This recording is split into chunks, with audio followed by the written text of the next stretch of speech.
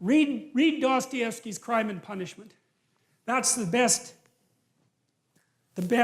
investigation of that tactic that's ever been produced. Because what happens in Dostoevsky's Crime and Punishment is that the main character, whose name is Raskolnikov, decides that there's no intrinsic value to other people.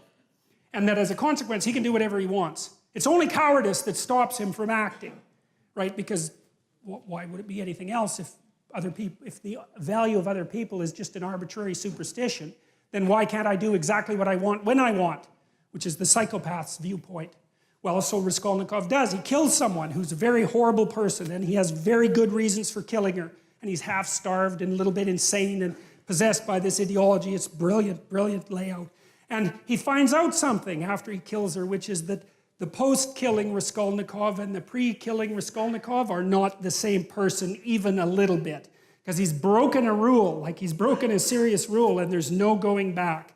And Crime and Punishment is the best investigation I know of what happens if you take the notion that there's nothing divine about the individual seriously.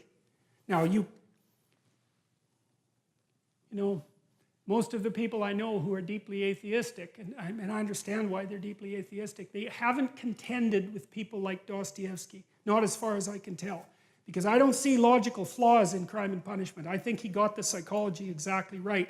And Dostoevsky's amazing for this, because in one of his books, The Devils, for example, he describes a political scenario that's not much different than the one we find ourselves in now. And there are these people who are possessed by rationalistic, utopian, atheistic ideas. And they're very powerful. They give rise to the communist revolution, right? I mean, they're powerful ideas. And his character, Stavrogan, also acts out the presupposition that human beings have no intrinsic nature and no intrinsic value. And it's another brilliant investigation, and Dostoevsky prophesies, that's what I would say, what will happen to a society if it goes down that road? And he was dead exactly accurate.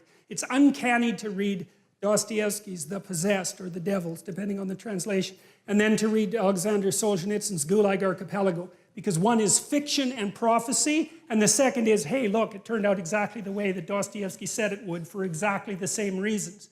So it's quite remarkable.